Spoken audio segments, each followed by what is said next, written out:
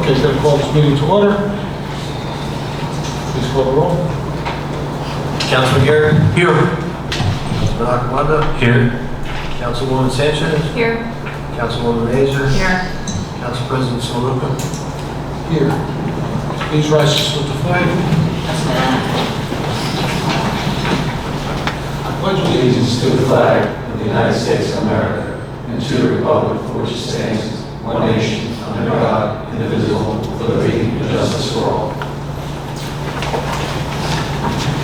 Adequate notice of this meeting has been sent to all council members and to all legal newspapers in accordance with the provisions of the Open Public Meetings Act, Chapter 251, Public Law 1975. Public is hereby advised that any statements made during the meeting of the Township Council of the Township of Saddlebrook may not be privileged or protected, and that persons or entities who take issue with such comments or are offended by same may and have in the past sought legal redress through the courts. Any member of the public who addresses the council speaks for themselves and not for the council. Notice is hereby given that beginning January 1st, 2026, the complete text of all legal notices required to be published in the Township of Saddlebrook shall be obtained or viewed on the Saddlebrook website, saddlebrooknj.us. In addition, the New Jersey Secretary of State will be establishing a legal notice hyperlink page allowing members of the public to find hyperlinks for every municipality on or about March 1st. A hyperlink to the Secretary of State's webpage will be published on the municipal webpage as soon as same is available. Entertain a motion to open the meeting to the public. Motion. Second. All in favor? Aye. Aye. The meeting is now open to the public, as I said before, because of the issue with the work session extending past our normal time. We will give everybody 5 minutes for comments. Please don't abuse it. Any takers? Is this a workshop or the regular? No, this is a regular meeting. Regular. Regular meeting. Okay.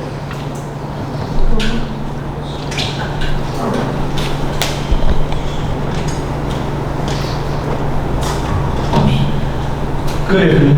Omar Rodriguez, Saddlebrook, candidate for mayor. So, Council President, you just mentioned 5 minutes? Yes. All right. I'm going to try to use that. First and foremost, I would like to address some comments of an employee last month. My understanding is that when the public pays your salary and you are an employee, you cannot come to this podium. Even as a resident, you cannot come and criticize and attack somebody. That's why it says the rights notice. And that's when I believe that the attorney could put a stop to this, because I'm a grown up man, and I'm not going to come out with nothing, but it will open the town for litigation. So in the future, I wouldn't like to see an employee of that town addressing any political questions or anything into the attack, because last month, one of the employees got here into this podium and no one is done. So that's just a comment. Another comment, I'm just looking into the agenda. I see the graffiti ordinance, I see the zoning code ordinance. I believe that is for potential litigation. My question to the public is, I don't know if we are being proactive or reactive, because when it came to political signs, small political signs, they put a lot of restrictions, the size, the time, where to put it, when to put it, how to put it, penalties. But then we missed the biggest picture, which is actually to protect the town on how it looks, on how we want it to look. For months, this particular ordinance has been tabled over and over again. I guess, it's my guess, I don't have access to privileged information, but I can see it, foresee that is coming legal challenges on the future, I guess. So sometimes when you create something, try to see the entire picture, not just something so small like political science. Actually, I'm here for more important things.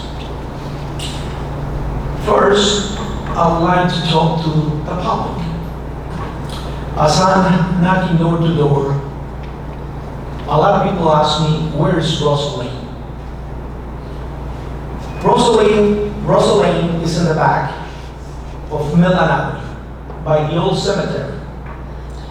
They just finished building 60 low-income housing units. When I was council president, I actually have in mind that to be a football field or a soccer field for warm-ups or a playground. Sometime in the last few years has been donated to a company for $1. Those kids that will be coming to that low-income housing project that have 2 and 3 bedroom apartments as well as 1 bedroom apartment will bring kids. Those kids will be going to loan school. Have the town sit down together with the board of education members maybe to try to address some of the complexes, questions that will be coming in the near future. When Veterans Field was going to go for, back in my time, when I was council president, I believe that more than 300 units were going to come into where we know now Veterans Field. We negotiate with the owner that instead of developing 500 units, we will buy it and we will build what we know now as Veterans Field. But what I seen yesterday when I drove by, 60 units, my head started spinning off. If we can accommodate, if we have the infrastructure, emergency services, if everything has been squared away, good. But I got some questions. For $1, I don't know if he went out to bid, if he just pick and choose. I don't know what the process was. And finally, I just got one last subject.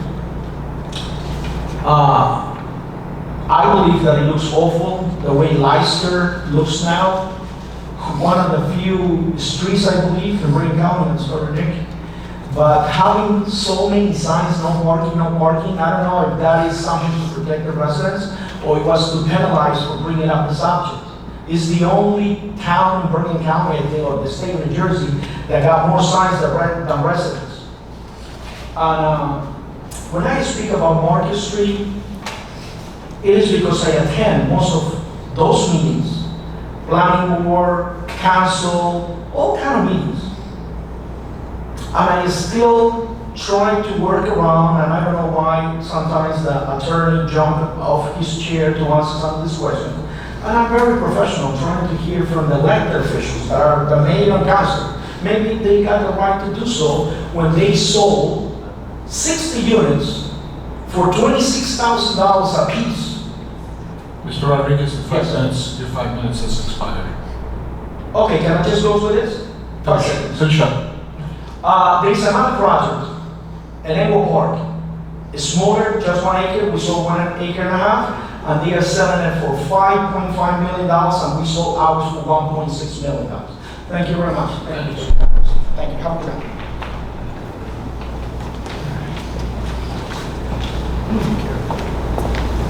Good evening, Thomas Van Winkle, 128 Lincoln Avenue, Saddlebrook. Okay, so first things first, just some updates to provide to Mayor and Council tonight. I mentioned this, I think, briefly last month from the Community Partnership. We have our Saddlebrook Community Connections newsletter, our latest issue, and came out for the month of August, just highlighting all the great collaborations and partnerships from the different organizations in town, and our community calendar is in here, which, again, anybody wants to add events to the community calendar, you can add it on the town website. There's a form on there to fill out to have it considered being added. So that's in here, just a bunch of community partnership, Mayor's Youth Group updates, our recycling schedule, and we have this available in digital and in print from the community partnership. We have copies right in this room here in the rec center and the town offices and a library and a whole bunch of other buildings in town, Acme, and then the list goes on and on. We're really trying to bring these newsletters to different businesses and different organizations throughout the town, senior center as well. So please consider reading it and finding out what's going on in town. Really, the community partnership has been striving to just bring the information, about these collaborations, about the events going on to the people in our community. So please check that out. Going to piggyback off the Mayor's Youth Group now. We had a summer fun outing on July the 24th. We went to Van Solon Park in Paramus, which was a great day. The weather was perfect. The kids had a great time. I do want to thank the mayor and also Christine, Mayor Secretary, for helping to put this together, in addition to all the parents who chaperoned the trip and helped with manpower and of course, supervision. And also want to thank our former President Tyler Posey for taking the pictures and really helping us out with Van Solon as well. So it was a great day.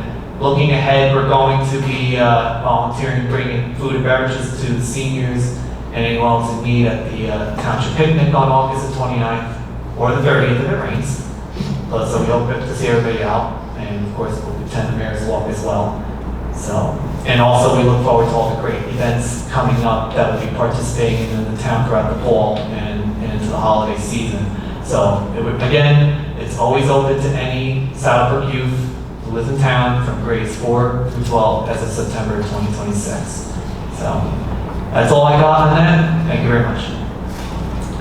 Thank you, Thomas, and thanks for all the volunteers that you do throughout the year.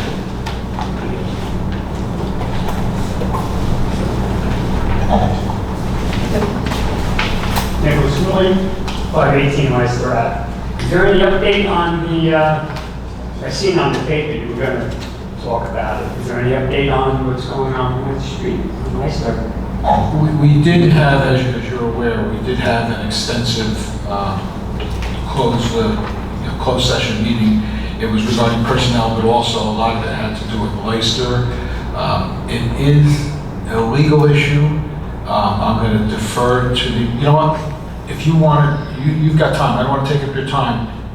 Once you're finished, so this way we're not taking up your time, you can talk and give comments about anything you want, during your time, and then we'll respond. There will be a response. You're saying it's a legal issue. Well, what's the legal issue? Potential litigation is what we can So discuss. basically what you're telling me is the owner of the building is now threatening to sue. That's the only legal issue that could be there. And if that's the case, tell them to sue. What, are you all going to fold? I don't think so. Is the council and the mayor going to stick up for the residents? Or a guy that lives in Scarborough, New York, lied about bringing a company in and changed it and does whatever he wants? Because if the council doesn't stick with the people, that's your right.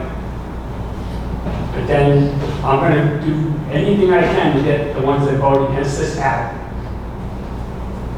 And I know there's only 13 houses on the block, 14 houses on the block, but I know a lot of people in town. And people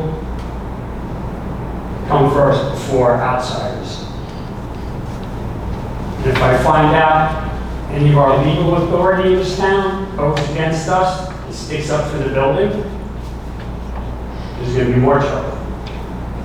Legally, but there'll be trouble. I heard everyone needs to stick up for us at the last meeting, and I'm hoping you stick up for us again. And our township attorney works for us, not for anybody else. We pay your salary as taxpayers. So I hope you do a good job for us. Thank you. And the mayor, I know the mayor, he's born and raised here. He's for our people. So, and I know most of you are. But as soon as people hear the word lawsuit or legal trouble, everybody kind of crawls into a hole. And I hope that doesn't happen. Now, if we are sued and people change their votes, don't hide from us who the people are. Let us know who changes their votes. I don't want to hear that this is secret, it's got to be behind, it's not open to the public, because we have a right to know as taxpayers in the town. Right? Thank you. Thank you very much. Mr. Taylor? No, I'm good, thank you. Okay, I saw you twitching back there, so. Ma'am?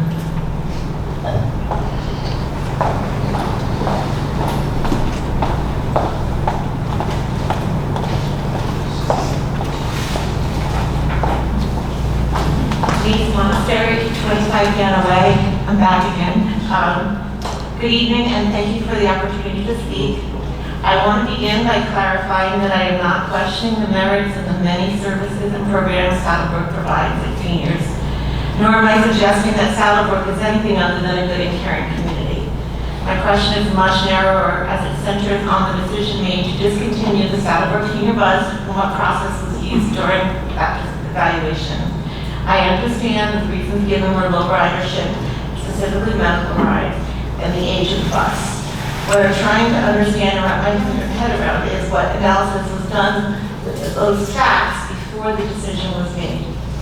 First, it's important to put the medical rides in context. When the Southwick Senior Bus was reduced to 4 days, I don't know when that was. I'm kind of new to the service, but it was narrowed down to 4 days a week, Tuesday and Thursday morning for earmarked for shopping trips, which left Wednesday and Friday, 9 to 3 for medical appointments, while also putting in the bingo, coordinating for bingo transportation on those days. So low usage has a direct correlation with the availability of the actual service. And when the analysis was done, what facts were reviewed before the decision was made? For example, was the reason for low ridership examined? For example, as I just gave about it only being available limited days. Was it considered whether seniors knew the service was available? I spoke about this last month regarding important outreach. Was the month given, the record was a 3-month period that was given as an example of the low ridership for medical appointments? I'm just curious if that was an accurate representation of the service as a whole. And were all of the buses uses considered, like shopping and recreation, rather than just medical trips? Were available grants or other funding options explored for the aging vehicle, or alternatives discussed aside from fully eliminating it? Were all things considered? And were seniors in Saddlebrook surveyed or asked what transportation they could actually use? I'm not assuming these questions were not considered, I'm just asking whether they were part of the evaluation. And I also want to make sure that we're all working from the same ground level factual information. In the June meeting, it was said that there was only allowed 1 bag of groceries on the Saddlebrook Senior Bus. I used that service and I personally never saw the sign and was told I could have only 1 bag. And it was also stated that every Bergen County transportation vehicle was equipped with wheelchair accessible lifts, that they all had an aid. Had that not been my experience, so in order to get accurate information or to verify what I thought might be the case, the county, through an open request, said that 20% of its vehicles have lifts and that they don't provide any aids. And again, these details, I just want to make sure that we're all working from the same level of facts. And more importantly, at the July meeting, I spoke about something very important that the senior bus provided beyond transportation, and that is the connection to our community. Last year, the senior bus brought seniors to the township picnic, and I know there's also a shuttle for residents that they had last year. This year's shuttle, I think it's great. I know parking was tight over at the park, but for a senior who cannot get to the municipal parking lot, they can't use the shuttle. And the senior bus also did provide transportation to the evening events for senior events, like the Halloween party at the VFW. And when I asked about seniors attending evening events like council meetings or recreation, the response is that other towns don't provide transportation at night. And every town makes its own different choices based on the needs of its residents. So the question really is simply, what is Saddlebrook doing to meet the transportation needs of its own citizens so they can age in place and remain active participants in the community where they live? Finally, as a new rider to the Saddlebrook bus, I'm trying to understand the history of the service, what led to its establishment, what changed when the hours were reduced, what led to its expansion at one point. And these questions are posed in order to reconcile for myself how public services in Saddlebrook is evaluated, how all the facts are weighed, and how decisions are reached. I believe we all share the same goal, making good decisions for the township and ensuring that our seniors' needs are understood. Thank you. Thank you very much. Anyone else wish to address the council? Okay, seeing none, I'll entertain a motion to close the meeting to the public. Second. All in favor? Aye. The meeting is now closed to the public. So we're going to kind of do a hybrid meeting here. We'll do mayor's comments, mayor's updates, and then we'll go down, we'll ask the engineer and the business administrator, and then we'll go to council comments. But certainly we want to make sure that we address Leicester during our comments. Mayor? You don't want me to address myself? Not right now. The mayor can, okay. You know what, John, before the mayor goes, from a legal perspective, I know we had a closed session, so if you can just do some explanation as to what the situation is, why we went in closed session, and indicate whatever you can without violating the closed session procedures. Yes, well, first of all, progress has been made because the ordinance has been finalized. I believe it's my understanding that the revisions that were made are acceptable. However, the adjacent property owner, in my opinion, has given us a heads up that any action we take may be challenged. And contrary to the concerns that, as the township attorney, from my perspective, we wouldn't want litigation. Perhaps the public should understand that litigation generates legal fees. That's how we earn a living. Whether we win or lose, we get paid. However, that being said, as an attorney, and I'm sure I speak for most attorneys, when we get in litigation, we want to win. We do not want to lose.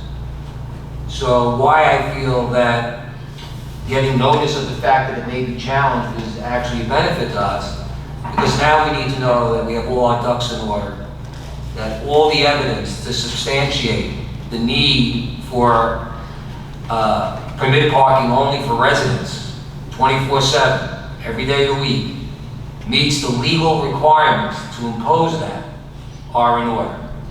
And so, we are going to be making sure we have all that evidence in place, so that if the governing body moves ahead with the ordinance adoption, that if it is challenged, it's successful. It's my job, to your point, to protect the public interest. It doesn't serve the public interest to not give the guidance necessary that where the governing body can take action, they were going to incur significant legal costs and exposure, and by the way, lose the case. That would be not doing my job. So my job is to put the municipality in the best position to defend its actions. And to do that, we need to do a little more homework in terms of gathering the evidence to support our actions. Thank you, Mayor. Thank you, Council President. I just want to, before I start with my comments, I just want to mention something that Mr. Rodriguez brought up. Specifically, he mentioned during his term that he wanted Russell Lane, that property that the town owned, where the affordable housing was built. He said he wanted it to use it for recreation or for a park or field or something like that. When in fact, during his term, and I think Mr. Samaluka and Mrs. Mazer would be able to correct me if I'm wrong, but I believe it was during that time that that property was designated for affordable housing on the master plan. So You are correct. yeah, okay. So yeah, and he was part of the council then, and I don't know how he voted, but I imagine if we looked, he probably voted yes. because we needed to have affordable housing. So that's why. And Jimmy, not now, but maybe you can address it because you're more familiar with, you've been working with our affordable housing attorney, and so you know all the particulars about what the price was, what kind of rent or what kind of compensation the town's gonna get from them. So maybe you can address that later. And Mrs. Montessori, you know what? Honestly, you're a very intelligent person. You're asking a lot of really good questions. I mean, I can't formulate a response. I would like to take what you said and work on it and write down the answers to some of that stuff. I know you've asked for some things, but I can't formulate a good response, not nearly as good as your question and what you brought up. So, but let me just say this. I believe we made the right choice. We weren't looking to just willy-nilly just decide to eliminate the bus. And I believe that right now, the residents of town have a better service. I know what you're saying. It's nice to know who the bus driver is and get the same bus driver. And really, it had nothing to do with the bus driver. It wasn't the bus driver. We feel, I know I speak for the council, that a better service came along, and it's for free. So, I don't know, you mentioned about that not all the buses have aids, not all of them have lifts. Honestly, I don't know that. You called and you're probably right, but I believe if you need a lift and they know it, they're gonna send the bus with the lift. So, I don't know, we really believe that right now, and here's one thing, the business administrator checked, right now, there's almost 300 residents that are signed up to use that bus. 300. I mean, we never had even close to that. Not even close to that. Amount of people that were using the bus. I mean, maybe 300 rides, maybe 10, 15 people that, that used it 300 times a year, maybe. I don't even know. And, you'd have to check the records if we even have the records. So, I wish I could, I think we need to sit down and just talk and, in person and maybe with me and the business administrator and yourself and try to resolve this, because you know what, we're trying our best. We really are. And we care about the people. We care about our seniors so much. We really do. And we got a good senior program, a good seniors, the center is really flourishing right now. We're doing great. We have the lunch program, which they love. I mean, so I think we're doing well. We can always do better, but I'd like to hear your ideas. But as far as the bus, I don't know. I just think we'd be better served to sit and just talk, because you have a lot. You said a lot there, and some of the things require a lot of thought. And I might not even be the right person, because I don't run a bus company. I don't know the answer to some of the things that you were saying. So anyway, but thank you. I do appreciate you coming and voicing your concerns. So let me get into, last month I talked about the budget. I'm going to repeat some things, but some new stuff. We reconciled the tax bills, so we sent out earlier, we had sent out estimated tax bills. By the end of September, we're going to be sending out the permanent bill. So it'll be going out by the end of September. The tax rate ended up coming out to be 2.239%. I misspoke last month. I said estimated was 2.337, but it was actually 2.237. So I apologize for that. But from last year to this year, we went up 6 thousandths of a point. So we're doing a really good job controlling our spending. Most of the increase is due to fixed, non-discretionary costs. On the municipal side, the tax increase will be $188 on the average house, which is valued at $507,000. I also mentioned this last month, but it's very important. There's 3 programs, the senior tax freeze, the state of New Jersey, and the anchor. They have 1 application for all 3 property tax initiatives. The application must be submitted by November 2nd, 2026. The purpose of the tax freeze in state of New Jersey is to provide relief to senior homeowners 65 and older. The anchor provides tax rebates for adult homeowners and renters of all ages. Adult homeowners of all ages.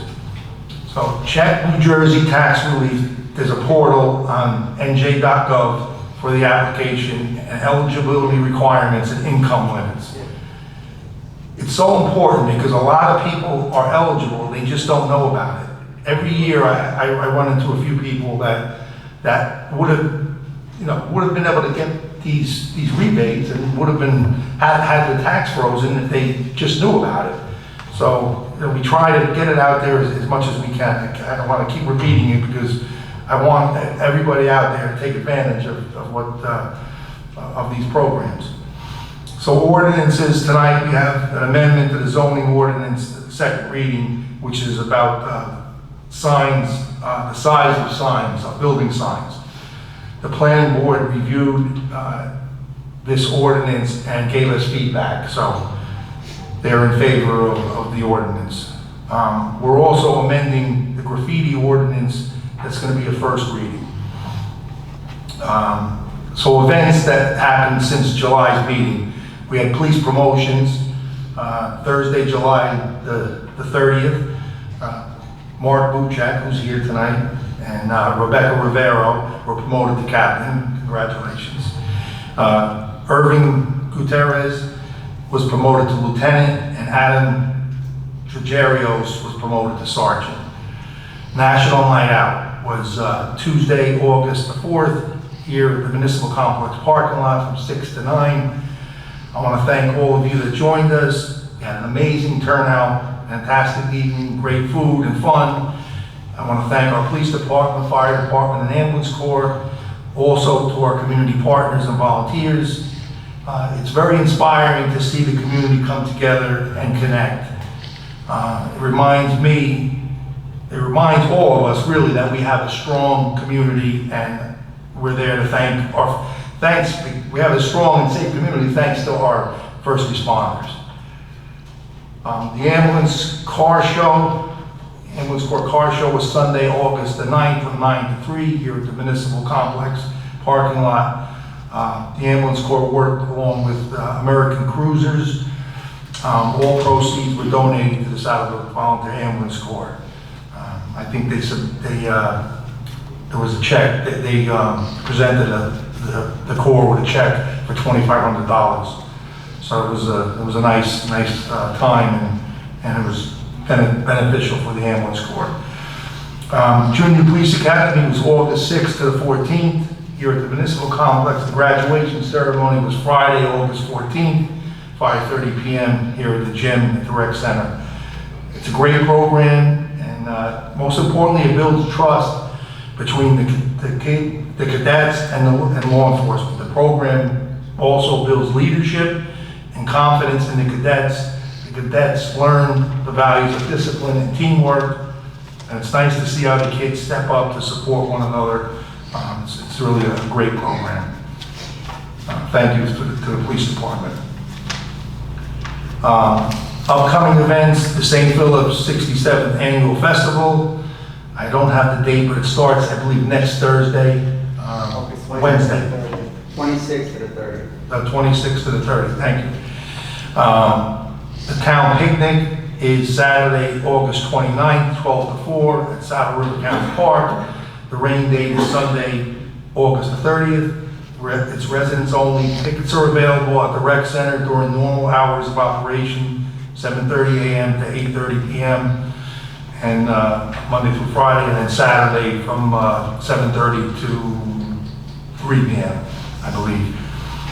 Tickets will also be available on the day of the picnic. The Mayor's Walk is also the day of the picnic, the morning of the picnic, 9 a.m. Same thing, it's Saturday, August 29th, and rain date Sunday, August 30th. We give out, we walk around Otto Paley Pond. There's free t-shirts given out, and they're sponsored by Ferraro Spine and Rehabilitation. Finally, we have the 9/11 Monument Dedication Ceremony. That's going to be Friday, September 11th, 5:30 here at the Municipal Complex. Some other things, the Town Hall and DPW personnel are off on Labor Day. That's Monday, September 7th. Section 1 yard waste will be picked up on Friday, September 11th. The splash pad at Veterans Field is in operation, I'm happy to say. That entire project was paid for with grant funds. One of our goals here has been to enhance our parks and create a safe space for the community to come together. It's a great place for the kids to cool off, and seeing them, personally going there and seeing them laugh and have fun reminds me of why I wanted to be a public servant. It's really nice to see. If you have a chance, take a ride over there. We're working on, right now, we're working on the best way to install some kind of shade around that splash pad. It'll probably be done after the season, but we do need something there. So the kids can get out of the sun and the water, especially the parents. Thank you. Mr. Engineer, can you just give us an update on what's going on engineering-wise in town? Thank you very much. Okay, take it away. Sure. First thing, we're awarding South Street Road improvements tonight to Frank Mascione. That work should be done this fall. It's CDBG funded. Two other projects that we should be seeing soon. One is the 5th Street Park, the basketball court, and then the other one is the demo of the 2 houses along the river there. Other than that, that's pretty much it for now.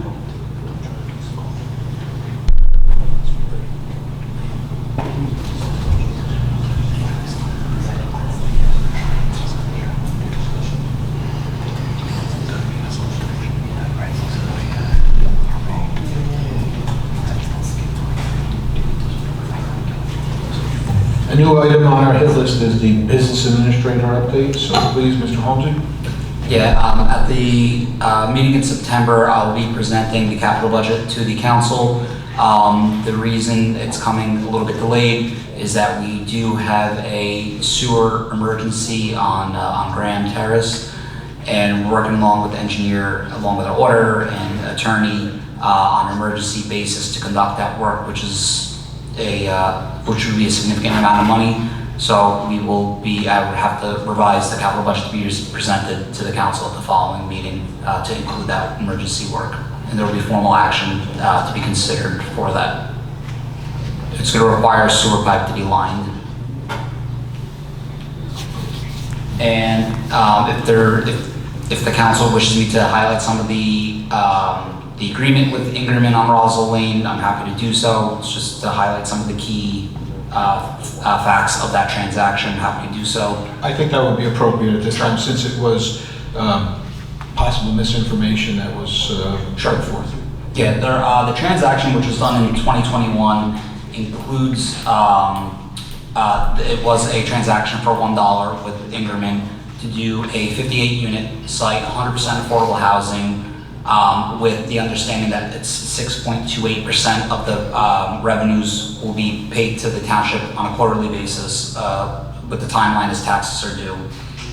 These types of transactions are very common in the affordable housing umbrella throughout the state. This had to go to several state agencies to be approved, and this is very common. If not,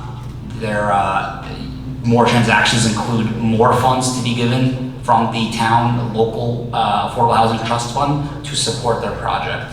The Ingerman went themselves to get their own funding through other state agencies with, on that end of what they do.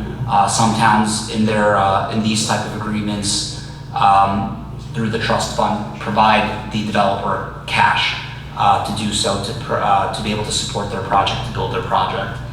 One thing to keep in mind with why these are very common is that with the affordable housing obligations, to be able to get the credits, like something like this project, 60 units, 60 affordable housing credits, you would need a project triple or quadruple the size to be able to get those affordable housing credits. So there's no market rate units in there. If it was a mixed market rate development, you would need several hundred units to be able to get those type of credits, which is why you see these type of transactions in buildings transactions that are common under this affordable housing umbrella and the various state agencies involved in this. Through the chair, just to follow up on what our administrator said and to further clarify it. So basically, it's a trade-off. A town could give a developer a tremendous amount of density, several hundred units, some of which would be affordable housing.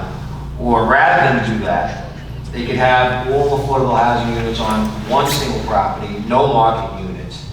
And then if they have the land, which unfortunately some towns don't, the towns are willing to transfer the land versus, as the administrator said, giving the developer a few $1 million in order to build those affordable housing units. So in this case, whoever the individuals were at the time must have felt that it was a financial benefit to the community, both in limiting high-density developments to meet the affordable housing obligation, and in addition to that, to have the land transferred and get the 6.8% payment each year versus giving that developer a few $1 million towards the construction costs. And I'm sure that that was all discussed and the different options were presented to the governing body, and the governing body felt it was in the best interest to go in this direction, that they did. Thank you very much. Jimmy, Yeah, that was my report. Thank you. okay. I guess we'll start with comments. Mr. Iacono? I just want to congratulate Kat. I wasn't here, I'm sorry. I was on vacation. Best of luck in your new role. To the other individuals that were promoted, best of luck and healthy and just a safe career. It was well earned. Thank you. And that's it. Mr. Major? I too would like to congratulate you again, Kat. You know you have our full support behind the whole police force always. And also congratulations to our junior academy. That's it at this point. Mr. Garrick? Good evening, everyone. I guess I have to congratulate you again, Mark, so congratulations to you and the other officers for doing a great job, so best of luck to you. I just want to speak a little bit about the county bus. This is a form of really a shared service. They do a great job. 10% of our property taxes go to the county. So if you're spending $10,000 on property taxes, about $1,000 goes to the county. They also provide some ambulance coverage for us, which is greatly appreciated. We also have a beautiful county park that's really close, right, that we take advantage of. But in this time of challenging taxes, if we have a redundancy of services, we have to take advantage of what's being offered from the county. And we have hundreds of people taking advantage of that program. And we're very fortunate to be able to do that and get a little bit back for the 10% of your property taxes that go to the county. So I think it's a good thing. Do I like losing the bus service? In a perfect world, we have that too, but it's a redundancy of services here. So I think that we had no choice but to go with the county program and to allow them to provide that service to us. And it's working out, it really is. And if anybody has a problem, let us know. We can reach out if there's a problem with scheduling and so forth. We said that, we had one other resident here. So we're trying to help out and we're trying to save the taxpayers as much money as we can. You know, we have to get as much back from the county as we can. And they do, they give us that ambulance corps service during the day that we need. And they also give us that county park, which is beautiful. So that's what I'd like to say about that. In regards to the township picnic on August 29th, I will be there. It starts at 12 o'clock. Hopefully, I see many friendly faces and our residents taking advantage of that and coming and saying hello and being part of that great day. Hope everyone enjoys the rest of the summer. That's all I have at this time. Thank you. Thank you, Mr. Carey. Ms. Inchins. Congratulations again to all the officers who were promoted. Congratulations to the Police Academy cadets. And I know the mayor said that he was going to look into a little bit about what you have mentioned about the bus service. One thing that was mentioned was seniors attending the evening events. I'm not sure how many seniors need assistance attending the evening events, but I know you said that the services don't run in the evening, so I'm not sure if there's something that we might be able to look into in order to get these seniors who are interested to these events. That'd be wonderful. Thank you. Since, again, this is a hybrid type of meeting, there's some old business that was on to be discussed at the work session. I just see the note here. The engineer from the last time was to look at stop signs on various streets. I think we talked about, at least on the north end that I know about, there's a number of streets, intersecting streets, where there's 0 stop signs. Luckily, there hasn't been, at least as far as I know, there hasn't been a lot of accidents, but, you know, the next accident, the first accident is, you know, something we don't want to have. Certainly if somebody doesn't want to be the first accident in an intersection that's uncontrolled. Bob, have you had an opportunity to take a gander at the tree streets? And I would think it would be the streets east of Fairlawn Parkway. Before I go willy-nilly looking around town, I just need some clarity on what exactly you want me to look at, or where. If it's 1 or 2 spots, tell me the spots. If it's an all over town thing, it's before I go spending hours and dollars. I don't think you should spend hours. You should take a 15-minute ride on the south end to the east side of Fairlawn Parkway, go up and down the tree streets. There's no stop signs anyplace. And there's intersecting streets all over the place. And I think, especially young drivers, are not going to know. They're just going to go through it and think, you know, there's no stop sign there, I might as well go through it. Just, if you want, you give me a call, I'll ride with you. It's going to take 15 minutes and we'll hit about 50 streets. Through the chair, maybe the police department could, you know, they're out there all the time. You can assign them to make a list. General Buchek? Yes, sir. Do you think you could help us out? You and Captain Giuseppe Califano? What we're talking about. What's that? Lack of stop signs. Lack of stop signs. On the tree streets east of Fairlawn Parkway especially, what we noticed, I think Todd brought this up at one time, I believe, that there seems to be no stop signs. I didn't realize it until I'm just driving and I'm like, that's the way I go, so I'm not really worried about it. But after traveling around, it's like, geez, there's no stop signs anyplace. Could you help us out, with the engineer to just try and look at some places that you believe may be a good choice for the placement of stop signs, and maybe let us know if there have been accidents at the intersections? I mean, maybe we're just over-regulating things. We've been accused of that in the past, and, or maybe we're guilty of it. But I'd rather have more stop signs than less stop signs. Just for the safety of our citizens. Just to clarify, you're talking about on the tree streets between Wilson side tree streets? Wilson and going out to, I guess, where, maybe Skillman, Weller, Dana, all those, Strathmore, all in that general vicinity, that corner. It seems like there's none. There's no intersections that have stop signs. You'd think that that's the intersection of, Willow and and was it Skillman? And Skillman, you'd think that, it seems obvious that you should stop, but you don't have a stop sign there. All those streets in that area. I mean, if you want, like I said, I'm available. If you guys want to take a ride along, I'm more than willing to go around and just take a look at it. Maybe I'm overthinking, and maybe we're overthinking here, but like I said, it was just, when I thought about it, and when I looked at it, I was kind of amazed that there's not a lot more stop signs. I mean, we're putting speed bumps, every 10 feet sometimes, but there's no stop signs. The Claremont speed study, do we do speed studies? Yes, I have data that I can forward to you. But you can get up here and tell us about it. Travel up.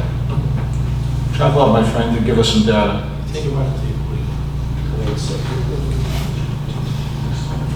Stop doing your fantasy football draft and come on up here. Trying to pull up the studies, hopefully. Oh.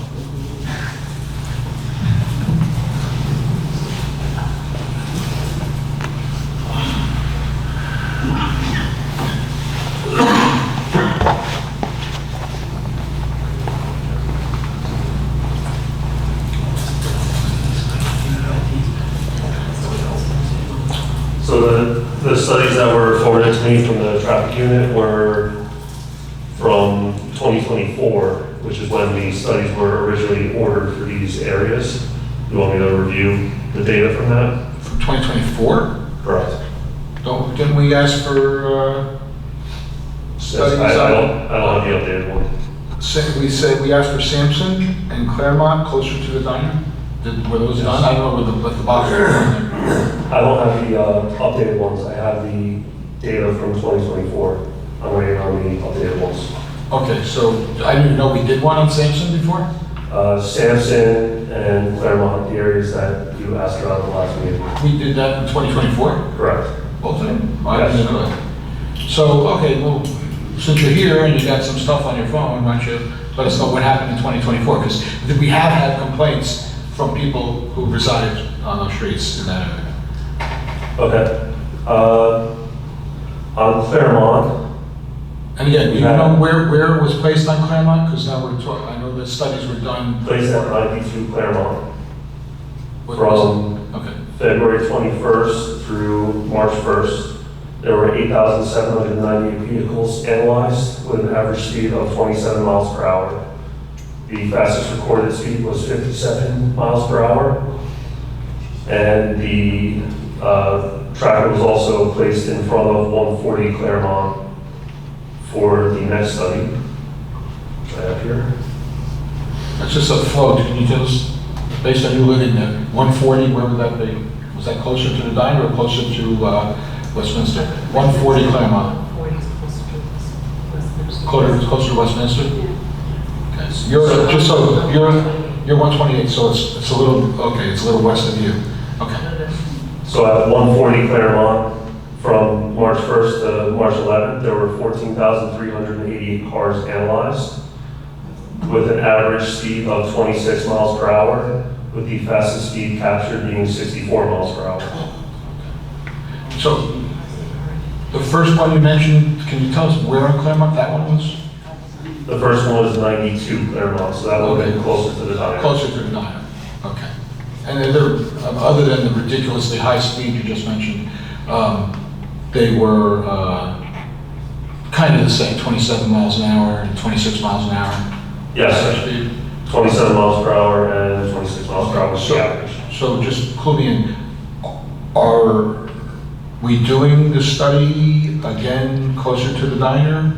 Or have we done it? I don't know, we just don't have the data back. We haven't completed it yet. You haven't done it yet? It's not complete. Okay, so now we'll go to Sampson while you're here. Sampson, from 11/13 to 11/24. In 2024, there were 16,269 vehicles. 16,000?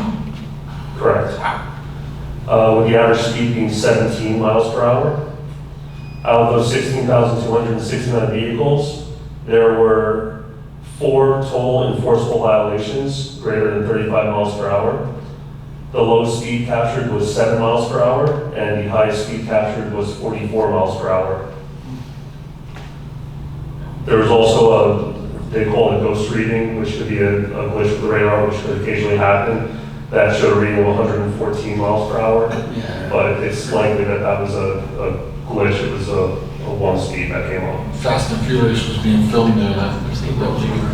During that time frame, yes. Okay, so have we put the box on the street again? It's one box, so this is something that's going to be conducted now. Okay. We'll have in the September meeting. Maybe by the September meeting? Okay, awesome. Okay, thank you very much. Thanks. Okay, what do we got? Congratulations. Thank you. Thank you. September 14th at the Senior Center, talking about seniors and Senior Center.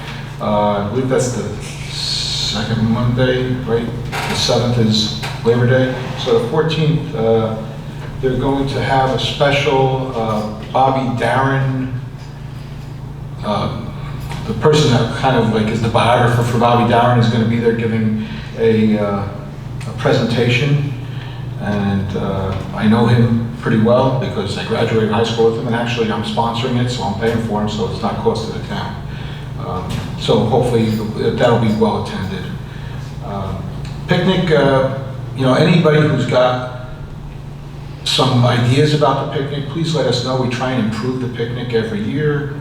I know that last year, it was the first year we've used a certain vendor for the food, and instead of having an hour and a half wait sometimes for hamburgers, when I got there, and I got there a little late, I thought the picnic was canceled because I didn't see anyone at the food places. They had so many places to get food that there were no lines whatsoever. I think the ice cream truck maybe had something, but the food itself, the hot dogs, hamburgers, that kind of stuff, no lines. So that's one thing that somebody mentioned to us and referred to us. We looked at it and we decided to go that way. Sometimes it works, sometimes it didn't. I think that it worked. In terms of what Mr. Rodriguez said about an employee at the podium, my understanding is that there's no restriction really on what somebody says, and as the clerk reads, if you say something that's defamatory, you can be sued. So that's up to the person that believes that he's or she is being defamed. But certainly just because you work for the town does not mean, my understanding, and correct me if I'm wrong, Mr. Scatino, is that because you work for the town, you do not waive your right to come to a council meeting at the town that you reside and make a comment that might not be very nice to a particular person. Am I correct? You're 100% correct. Employees do not give up their First Amendment constitutional right to free speech because they're employed by the municipality. Any employee can come here at a public meeting and voice their opinion or comment on any subject matter just like any other resident can. In regard to Mr. Rodriguez's talking about affordable housing, Mr. Holmesy has talked about it.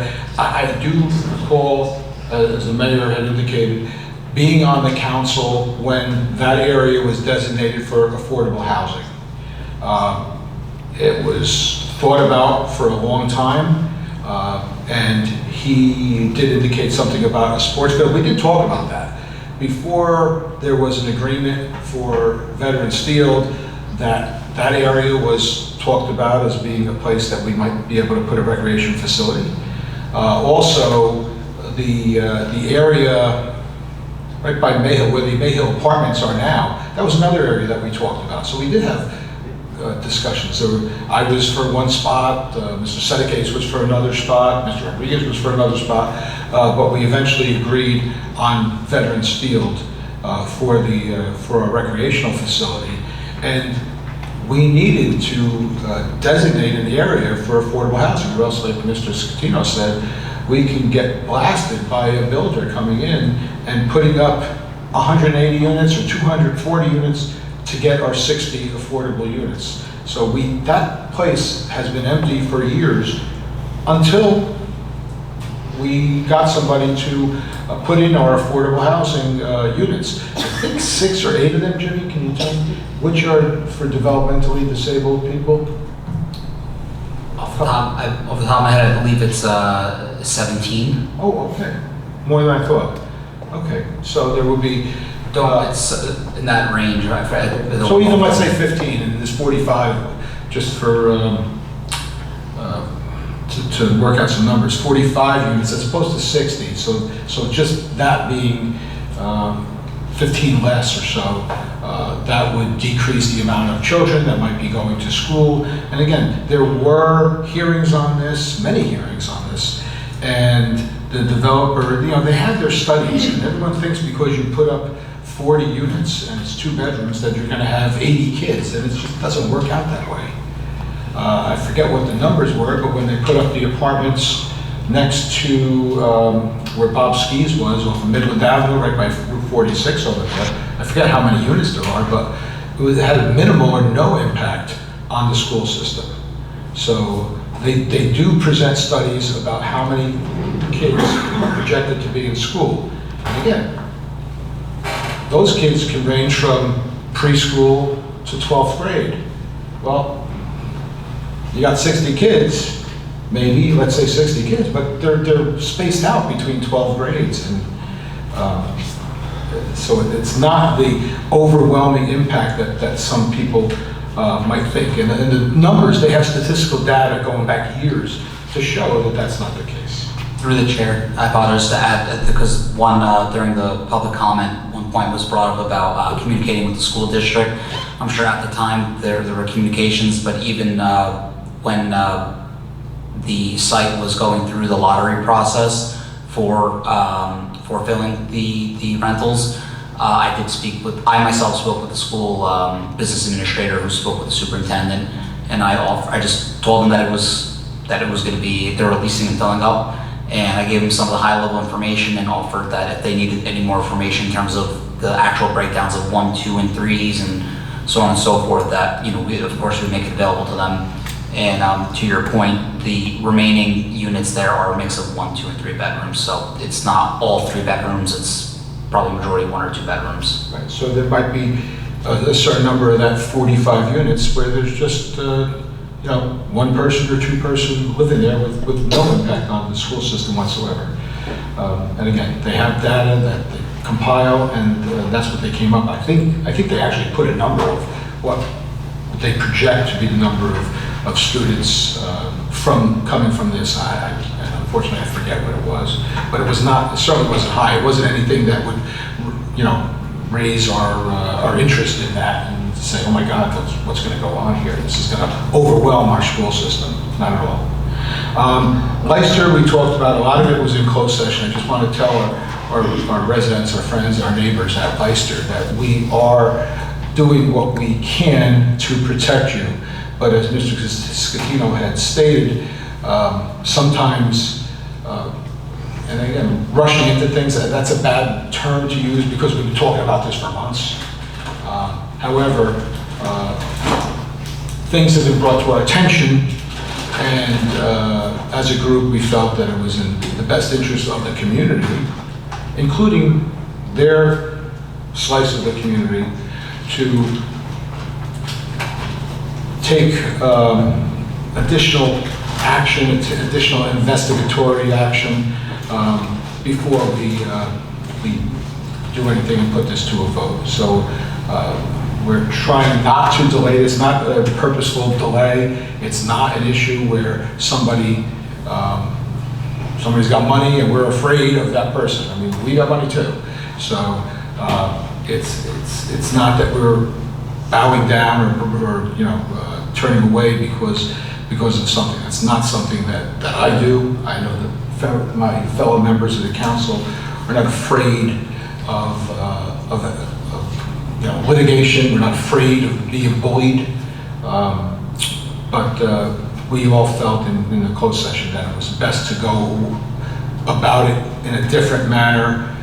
We hope to have something more concrete very shortly, but we are working and we are, as we always do, take the citizens, our residents' concerns as our number one priority, no one else but our citizens.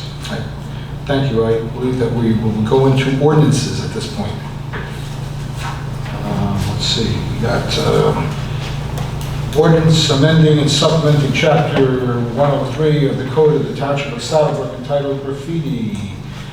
Motion to open, or to, I guess, to read the ordinance, give it a first reading. Motion. What's that? Second. What's that? That's graffiti. Oh, Jesus. Okay, I'm sorry, that was tabled. So we have it was tabled the last time. Motion to untable. Motion. Who did that first? Mr. Accomando by a split second, second by Ms. Sanchez. Let's take a roll call to untable. Councilman Garrett? Yes. Councilman Accomando? Yes. Councilwoman Sanchez? Yes. Councilwoman Mazer? Yes. Council President Simon? Yes. Now we'll entertain a motion to give this a first reading. Motion. Motion by Mr. Accomando, second by Ms. Sanchez. Let's do a roll call. Councilman Garrett? Yes. Councilman Accomando? Yes. Councilwoman Sanchez? Yes. Councilwoman Mazer? Yes. Council President Simon? Yes. Please read the resolution regarding passage. Now therefore be resolved by the Township Council of the Township of Saddlebrook that an ordinance amending and supplementing Chapter 103 of the Code of the Township of Saddlebrook entitled Graffiti, heretofore passed on first reading, be further considered for final passage at a meeting to be held on September 17th, 2026 at 7 p.m. or as soon thereafter as the matter can be reached at the Municipal Complex, 55 Mayhill Street, and that at such time and place all persons interested be given an opportunity to be heard concerning said ordinance according to law, with a notice of its introduction and passage on first reading, and of a time and place when and where said ordinance will be further considered for final passage. Motion to pass on first reading. Motion. Second, Ms. Mazer, second by Mr. Accomando. Roll call. Councilman Garrett? Yes. Councilman Accomando? Yes. Councilwoman Sanchez? Yes. Councilwoman Mazer? Yes. Council President Simon? Yes. And certainly if anyone wants to speak about any of these ordinances, just when it's your turn to vote, just please say that you'd like to address the public, or address the council, and address the mayor, address the legal representative, whoever you want to address. Next ordinance is 1805-26, an ordinance amending and supplementing Chapter 206 of the Code of the Township of Saddlebrook entitled Zoning.